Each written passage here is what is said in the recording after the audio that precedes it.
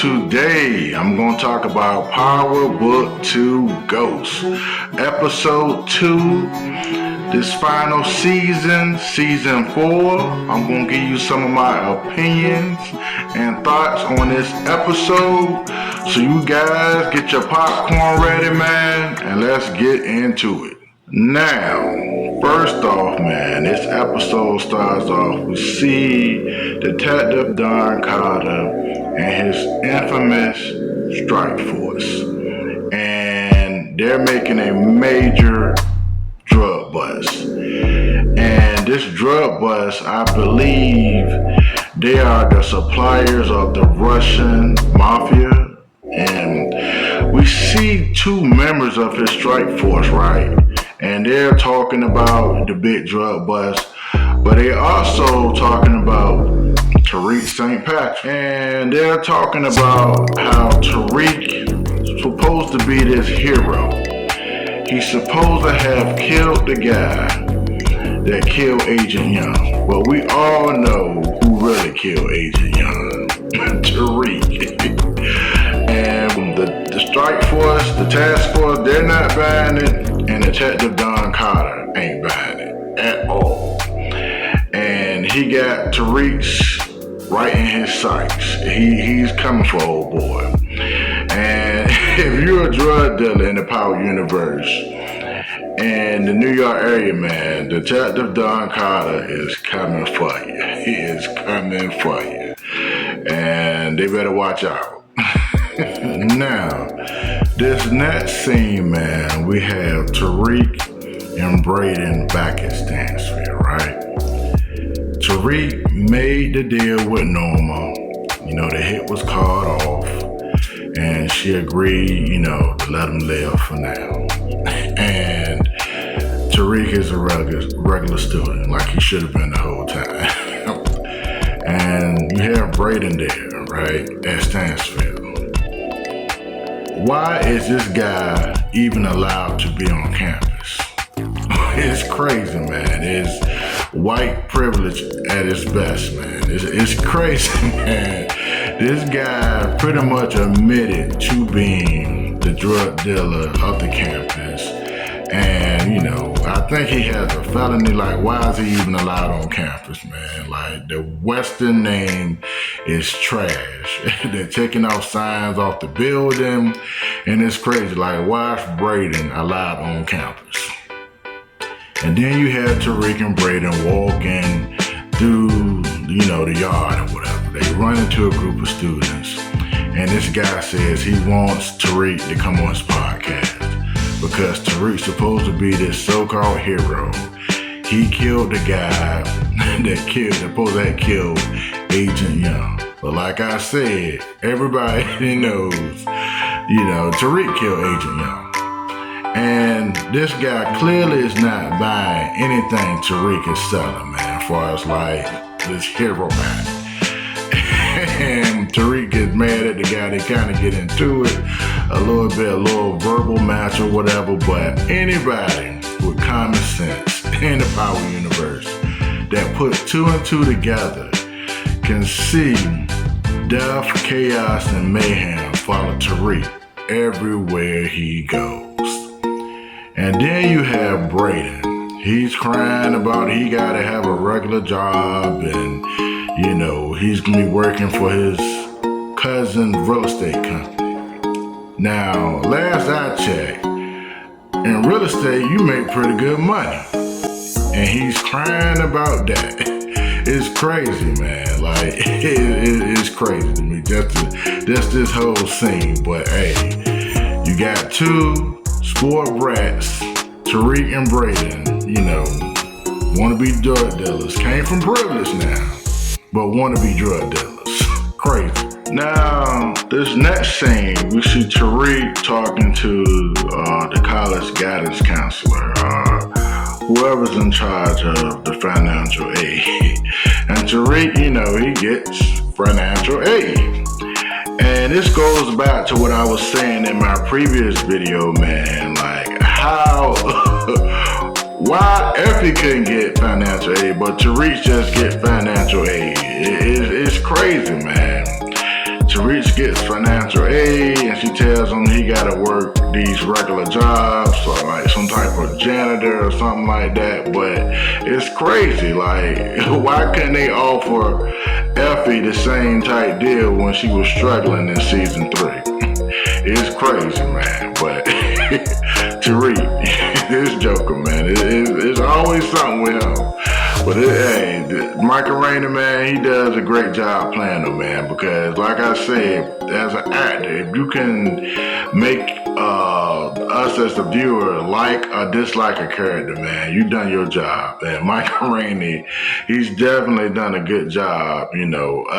Making it kind of hard for viewers to really get behind Tariq. But hey, it's just crazy, man. Now, in this next scene, we see Diana looks like to be in some type of drugstore picking up pregnancy tests.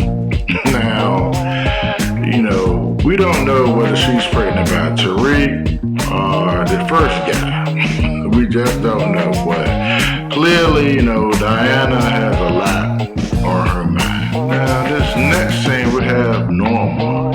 She sees this big drug bust that Don Carter and his task force, this big drug bust, and she sees that, it's gonna hurt her competitors. And I guess she's seeing this as an opportunity to make a move.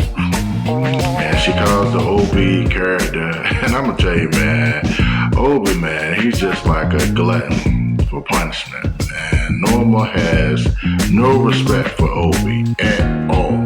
And I just don't know why he just don't take her out, man, and just take over the business. It's something to that. But Norma, she's making moves. Now we have the Tejada family. They're in here discussing family business. Kane tells the aunt, can she leave so they can discuss the family business or whatever. And Monet, man, you can just tell, man, she's stressed, man. She just, got hit up real bad. And it just seems like her kids ain't, really trying to help her. And on top of that, you have Diana sitting beside Monet. She's trying to cover, for Tariq. Because I guess she feel like, Tariq possibly could be her baby father. And she got feelings for Tariq. But Monet, man, she's going through, man, as rightfully so, man. You get hit up like that, she should be dead. But hey, Tejada family drama, as usual. Now, in this next scene, we have Effie. She's talking to Tariq after class. She's pretty much trying to win him back and gain trust. And Tariq don't trust him. And I don't blame him. She's saying that she want him, that Kane was trying to come after him, but she was in that warehouse with everybody else shooting at Tariq, trying to kill him. That could have went any type of way. And I don't blame Tariq for not trusting Effie. I wouldn't trust her either. So pretty much he tells her she needs to kick rocks. And he out. He ain't trying to hear nothing Effie's trying to say, and I don't blame him. Now, in this next scene, we have Don Carter, Detective Don Carter. Man, this dude might wind up being one of my new favorite characters, man. He slides up into Davis' office and basically, really trying to fish around and get information from Davis. Telling Davis that he can help him get his law license back and, just pretty much, just trying to get Davis to flip. But Davis is, one thing I can say about Davis is loyal. He's been loyal to Tariq. And he pretty much tells Don Carter to kick rocks. But Don Carter, he said something slick walking out the door. And, pretty much I'm going to be back. And, Don Carter, man, like I said, anybody that has anything to do with Tariq, he's coming out. This Joker is not playing at all. And then we see Monet, man. She's in the kitchen, man, chilling with her sister. They reminiscing about the good old days or whatever. And then Monet just has this flashback. And we see a young Monet, man. And I gotta say, man, they did a good job casting a young Monet, man. And she just reminiscing how things were, what really motivated. It's showing you Monet real motivation for really trying to get into the drug game, trying to get out her circumstances the best way she know how. And you see a young Kane, they call him Hurricane Kane, he's in the high tail, eating Cheerios, throwing them all over the place. You see Lorenzo, he comes in there, young Lorenzo, he's pretty much a corner boy, trying to work his way up. But Monet, she wants, bigger and better things. She's trying to get out her circumstances, and you can't blame her. She cuts the water on, and you see, the water is brown. I mean, their living conditions ain't real good. So she's like, we gotta do what we gotta do. It just ain't, it ain't going fast enough. And Lorenzo pretty much telling her, just be patient. It's all gonna happen. Pretty much the same thing he been saying the whole time since you've seen the Lorenzo character. They did a pretty good job casting a young Lorenzo as well. Now, next up, man, we see Effie. She comes in there, she's trying to make a deal with the Russians. And to me, I'm surprised the Russians didn't take Effie out on spot. Knowing that they have beef with Norma, that Effie works with Norma, that Effie's with the Tejadas, and this big feud going on, didn't make sense to me how Effie just can stroll in there and make a deal. I'm surprised they didn't take Effie out or hold her hostage straight from the jump. But Effie, at this episode, man, she's willing and dealing, and she's planning. And she tells the Russian boss that she can help his daughter get on the swim team for Yale or something like that, to that extent. And I'm surprised that the Russians is really hearing anything that Effie got to say. But hey, I mean, it just don't make no sense to me. But Effie, she's a smooth operator. Like, it's clearly Effie is playing chess when everybody else is playing checkers. She got seen, man. We see the long-awaited. We've been seeing this in the trailer when Agent Don Carter, man, Detective Don Carter meets Tariq St. Patrick, and clearly he can see right through Tariq. He done his homework. He talks about ghosts. He says Tariq is, he's a professional liar. He's pretty much saying everything he can to get under Tariq's skin. And Tariq, for the most part, played it pretty cool, man. I gotta give it up, man. This Joker is a professional liar. But one thing he said, man, he brought up Tasha, and that's, Tariq's weak spot is his family. And he tells Tariq that, your mother, she's going to get out of witness protection, and she hit the streets. You got a lot of people going to be gunning for her. Now, I'm trying to figure out who's going to be gunning for Tasha for real. I mean, I'm missing something. Pretty much the only one that was really gunning for her was Tommy, and they made up their differences or whatever. But make a long story short, they got under Tariq's skin.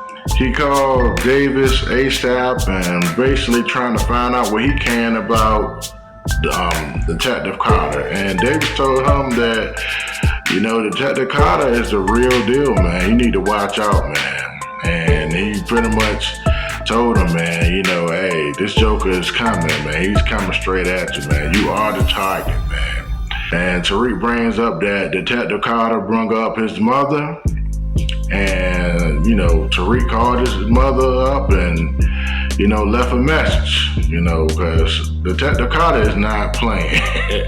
When he said he's coming after everything Tariq loves, and he gonna put Tariq right when he belongs. I mean, he's coming for him, man. They're like, Detective Carter, man, done his homework, man. Hey, boy, Detective Don Carter, man, this joke ain't no joke. Now, this next team is crazy how, in life you can go to one extreme to the next. And we see Tasha working at this shop depot. I guess it's Power Virgin or Walmart or whatever, right? And it's like we can go back to the days of the original Power when Tasha was living in a condo, rooftop condominium, didn't have the want for nothing. And now she's working at, she got a regular job just like everybody else. Her husband had her in a position that she didn't have a want for nothing, her and Tariq. And it's crazy, like, she turned her son against her husband. Or, pretty much always, but she killed Ghost because Ghost didn't want to be with her no more. And it's just, her circumstances just like everything caught up with her. She's working at, like Shop Depot. It's crazy, man, how things went full circle. And Tariq is basically telling his mom how Detective Carter is coming after her, and Tasha, as usual, always act like she got everything under control, even though sometimes it look like she might not have it under control. But one thing about Tasha is a survivor. She's not the type of person you need to worry about. Tasha knows how to handle herself well in certain situations. And Tariq sees Tasha managers pretty much trying to flirt with her or whatever, put hands on her. Tariq clearly don't like it. So pretty much, man, when the manager, he's going to his car, I guess, he's about to leave for the day, Tariq rolls up on the manager and he put hands on him, and I can't blame him on that, man. Anybody that you see as a threat to your mother that put hands on your mother, you gotta do what you gotta do in those type of circumstances. And Tariq did what he had to do. And I hope that was enough to keep this guy from messing with Tasha. But if this dude continue to mess with Tasha, he just don't know. Tasha is a full-fledged killer. I'm trying to tell you. But it's crazy, man. I'm looking at this scene, how things went from full circle with Tasha. How she goes from living into a penthouse, and now she's in witness protection, working a regular job. And this next scene, we have Tariq and Braden, and they're talking about, how they want their circumstances to be better. They're broke and they need money, this, that, and the third. And really, it's crazy because Tariq, in my opinion, have people that he can go to for help if he really trying to do things the right way. And Braden, he does too. Like Tariq can always go to Tamika, she always had a soft spot for him. I'm pretty sure Tamika would help him. And then you got that RSJ guy, that's another guy, a billionaire. I feel like he might help Tariq out in a situation. Even Tate, will look out. I feel Tate will help Tariq. As Tariq is really trying to do right. But as we see, Tariq is trying to go that drug route. It really don't make any sense to me, because Braden really trying to say, hey, we just need to give it up. But Tariq, he wants to be the man in the drug game. And at this point, to me, this one I feel Tariq just should have just moved on and just try to do right. That's what Ghost was trying to do. Ghost as a character was always trying to get out the game. He was trying to better himself. He wasn't trying to be, a dealer for the rest of his life. He know what he doing was illegal and was wrong, so he was trying to do right. But it seemed like now it can be a turning point for Tariq, and Tariq want to get back in the mess. It's crazy, but hey, this the Power Universe, man. So anything can happen, and we just gonna see how far, the street life gonna take Tariq. Now, this next scene, we see Diana. She's in a doctor's office. It's clearly like this doctor is kind of racist, asking her all types of off-the-wall questions or whatever.